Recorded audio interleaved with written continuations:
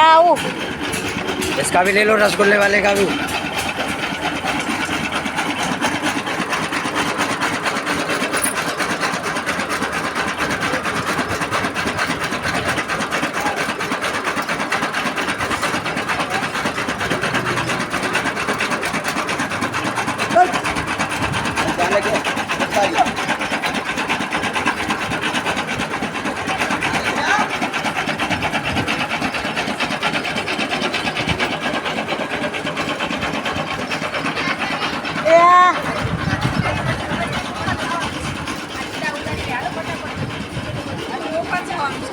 अले उतारो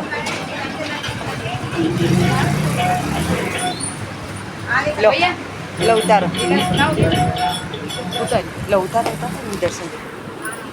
देखो ये ऊंचा गांव है ललिता सखी का गाँव। ललिता सखी राधा रानी की अष्ट सखियों में से प्रधान सखी हैं। और यहाँ ऊंचा गांव में 4 जगह दर्शन है। सबसे पहले है अटोर पर्वत पर ललिता सखी जन्म स्थान। फिर दूसरा है गांव के अंदर दाऊजी मंदिर। दाऊजी मंदिर में राधा रानी ठाकुर जी की सगाई हुई है। फिर तीसरे दर्शन है गांव के बाहर अलता पहाड़ी। अलता पहाड़ी पे भगवान का ललिता सखी के संग बाल विवाह हुआ है, जिसके दर्शन सामने ये रहे। पीछे देखो यहाँ ललिता जी ठाकुर जी हो रहे हैं ऊपर देखो नीचे लग रहे हैं रूप में ना। ये ललिता जी ठाकुर जी की शादी हुई है। ये हर साल ये जो है वामन द्वादशी की लीला है ये। ठीक है, राधा अष्टमी के 3 दिन बाद वामन द्वादशी आती है। उस दिन आज भी हर साल नंदगांव से यहाँ बारात आती है भगवान की। जैसे आप घर में बच्चों की शादी करते हो, ऐसे ही विधि विधान से नंदगांव से बारात आएगी। सगाई, फेरे, रास, पूर्ण लीला होती है, जिस विवाह को पूर्वजों के समय से हम ही पढ़ते आ रहे हैं। ललिता जी के वंश के हम लोग पुरोहित हैं। तो भगवान का विवाह हुआ। विवाह के बाद यहाँ से विदाई होने लगी। उस समय यहाँ नारद मुनि सेवा में थे। तो नारद मुनि किसकी सेवा करते हैं? नारायण बचते। तो बीच में दर्शन है लक्ष्मी नारायण जी के। इधर भगवान दोले स्वरूप में है। तो नारद जी से भगवान ने कहा, प्रभु विवाह हो गया, अब दक्षिणा में जो चाहिए मांग लो। तो नारद जी कहने लगे, आप कोई साधारण व्यक्ति नहीं हो, ब्रह्मांड के स्वामी हो। पूरे ब्रह्मांड में जो सबसे प्रिय है वह मुझे अर्पण करो। भगवान की सबसे प्रिय राधा रानी। तो भगवान ने यहाँ राधा रानी नारद जी को अर्पण कर दी। यहाँ देह का दान किया राधा रानी का, इसलिए इस जगह को कहते हैं देह को। अब कहने लगे वापस कैसे पाऊँ? दान तो कर दिया, वापस नहीं ले सकता, अपराध लगेगा।